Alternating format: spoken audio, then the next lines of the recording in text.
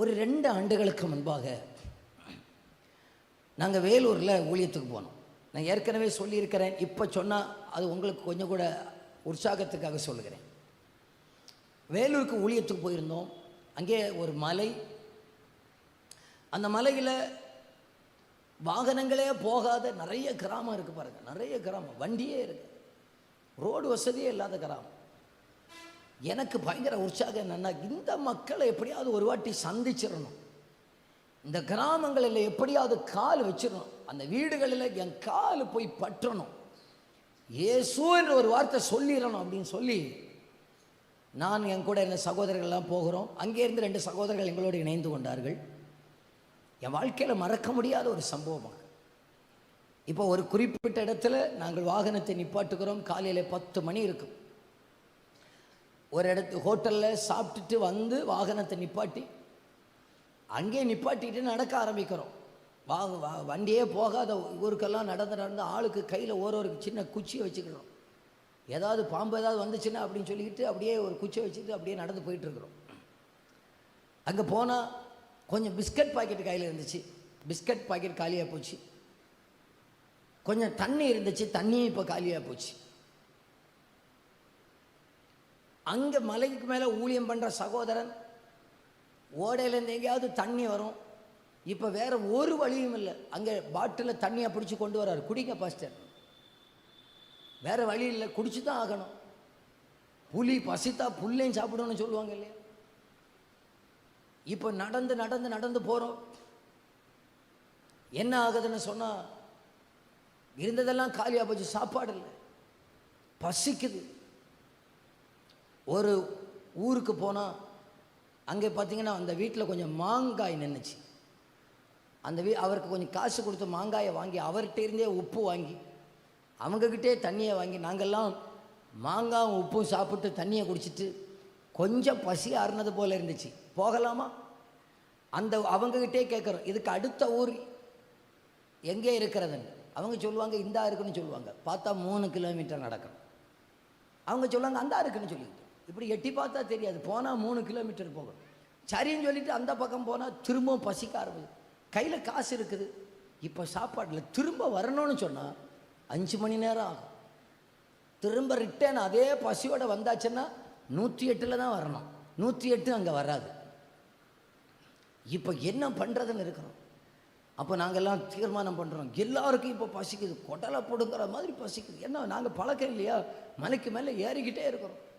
இதன் மத்தியில் நாங்கள் சொல்கிறோம் ஏசு நல்லவர், ஏசு நல்லவர்.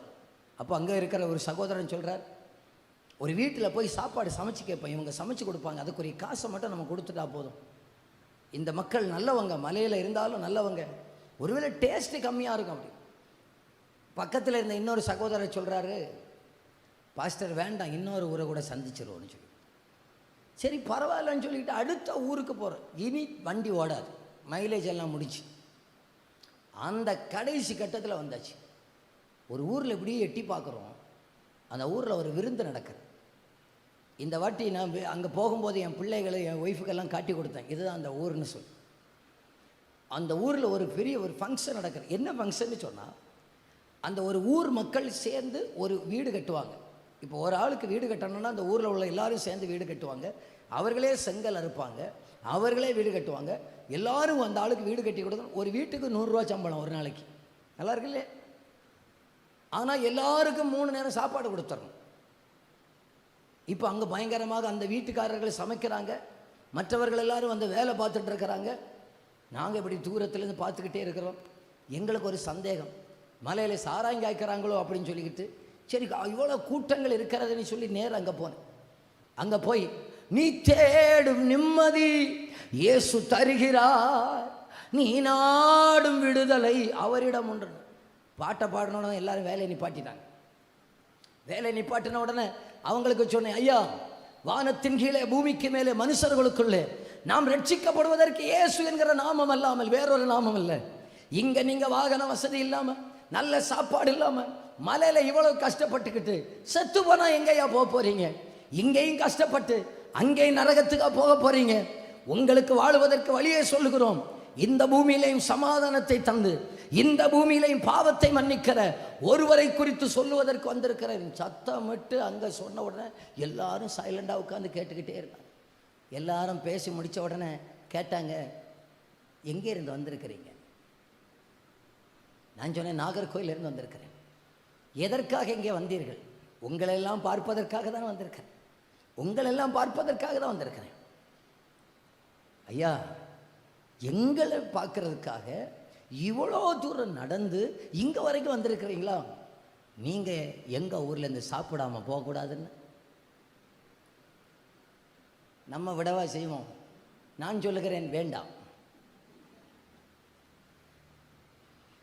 இங்கே குடலெல்லாம் கரிஞ்சு போகிற மாதிரி இருக்கிறது எங்களுக்கு தான் தெரியும்.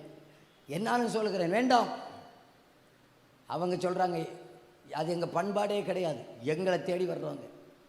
அந்த மலை அடிவாரத்தை இப்போவும் நான் போய் பார்த்தேன். ஒரு மலைக்கு ஒரு மரத்தடியில் கீழே உடனே ஒரு டார்ப்பாவை விரித்து அதுலேயே இலை போட்டு அவங்க சாப்பாடு வச்சாங்க பாருங்கள். நாங்கள் 9 பேர். எனக்கு கண்ணில் இருந்த மடமடவன அழுகை வந்து விட்டது. நான் ஆண்டவர்கிட்ட கேட்டேன், ஆண்டவரே, நான் இங்கே வருவது உமக்கு எப்படி தெரியும்? ஆண்டவருக்கு தெரியும். என் பிள்ளைகள் இங்கே வருவாங்க, இன்னைக்கு இந்த இடத்துல வந்தால் என் பிள்ளைகளுக்கு பசிக்கும்.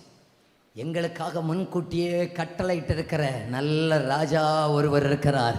அந்த நல்ல அப்பாவுக்கு ஒரு கைத்தட்டை கொடுத்துடலாமா?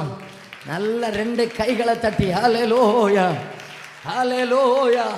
எலியாவே, நீ மறைஞ்சிருந்த பாத்தியாப்பா, உன்னை நான் விடமாட்டேப்பா, உன்னை நான் விடமாட்டேப்பா, கட்டளையிட்டு இருக்கிறேன். இந்த காலை வேளையில சிலரை பார்த்து சொல்லுகிறார், நம்முடைய தேவைகளை ஏற்கனவே ஆயத்தப்படுத்தி ஆகிவிட்டது, கட்டளை இட்டு ஆகிவிட்டது. நம்முடைய நன்மைகள் கட்டளையிடப்பட்டிருக்கிறது.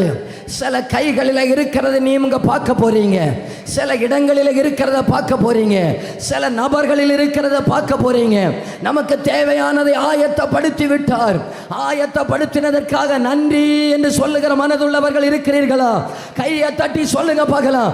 அப்பாவை ஆராதிக்கிற எனக்கு சகலமும் ஆயத்தமாகிவிட்டது, சகலமும் ஆயத்தப்படுத்தி விட்டீர். நன்றி ஆண்டவரே, நன்றி ஆண்டவரே.